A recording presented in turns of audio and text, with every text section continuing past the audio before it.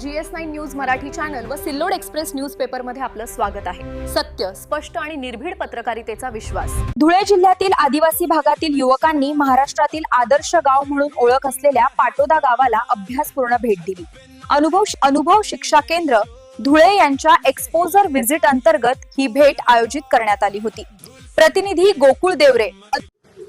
जिंदाबाद अनुभव शिक्षा केंद्र धुळेच्या माध्यमातून संभाजीनगर येथे एक्सपोजर व्हिजिट झाली। त्या एक्सपोजर व्हिजिटची प्रथम आम्ही व्हिजिट दिली ते प्रथम एज्युकेशन फाउंडेशन कुलताबाद सेंटरला। कुलताबाद सेंटरच्या विविध प्रशिक्षण कोर्साबद्दल आम्ही जाणून घेतलं। साबळे सर असतील, त्याचबरोबर आमचे पुरुषोत्तम सर असतील, त्यांनी एकंदरीत तंतोतंत पूर्ण माहिती युवकांना दिली आहे। धुळे जिल्ह्यातील मोठ्या प्रमाणात आमचे आदिवासी युवक आज इथे आलेले आहेत। ह्या एक्सपोजर व्हिजिटच्या मागे आमचा मेन उद्देश होता की आमच्या सारख्या तरुण बांधवांना आमच्या या लीडर्सनी रोजगार क्षम करावं, त्याचबरोबर त्यांना रोजगार द्यावी, त्याचबरोबर हे सगळं जे सिस्टम चालतं प्रथमचं हे प्रशिक्षण देण्याचं ते समजून घेण्यासाठी ही एक्सपोजर व्हिजिट होती। ती एक्सपोजर व्हिजिट अतिशय छान आणि एकदम अभ्यासपूर्ण झालेली आहे। त्याचबरोबर येत्या काळामध्ये शिरपूर तालुक्यातली धुळे जिल्ह्यातली युवक मोठ्या प्रमाणात रोजगारक्षम कौशल्य आधारित प्रशिक्षण कसं घेतील यासाठी आम्ही अनुभव युवा मंच आणि अनुभव शिक्षा केंद्र म्हणून मंथन करणार आहोत आणि मोठ्या प्रमाणात युवक इकडे पाठवणार आहोत। GS9 न्यूज मराठी चॅनल व सिल्लोड एक्सप्रेस न्यूजपेपर आमचं न्यूज चॅनल सबस्क्राइब करा, लाईक करा, फेसबुक पेज फॉलो करा आणि ही बातमी जास्तीत जास्त शेअर करा। धन्यवाद। आज आपण एक अनुभव युवा मंच धुळे मार्फत एक्सपोजर व्हिजिट काढली होती। त्याच्यात आपण प्रथम फाउंडेशन संभाजीनगरला आलो। त्याच्यात आपल्याला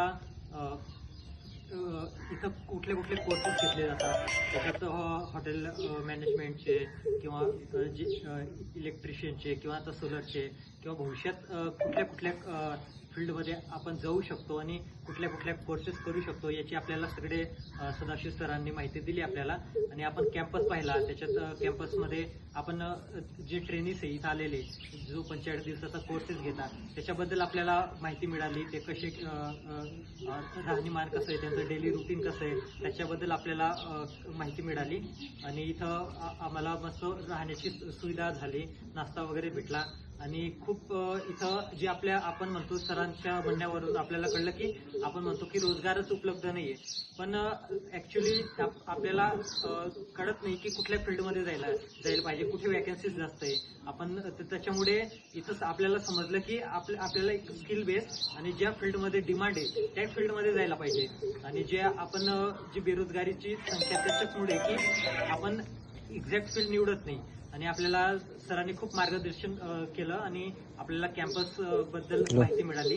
आणि सगळ्यांचं या प्रथम फाउंडेशनचं मनपूर्वक आभार आणि सगळ्या स्टाफचा आभार की आपल्याला मौल्यवान माहिती जेवढे आपण शिरपूर तालुक्यात जेवढे युथ आलेलो आहे सगळ्यांना विनंती आहे की ज्यांनी इथं माहिती घेतली आणि आपल्याकडून पण दोन चार प्रत्येक व्यक्तीकडून जर प्रथमला आले आणि त्यांना जर रोजगार मिळाला तर त्यांचं पण भविष्य सुधरेल आणि आपलं पण एक देशासाठी कर्तव्य राहील की आपण काहीतरी बिल्डिंग काम करतोय। तर त्याच्यामुळे सगळ्यांना आभार आणि सगळ्या स्टाफला आभार, प्रथम फाउंडेशनला आभार।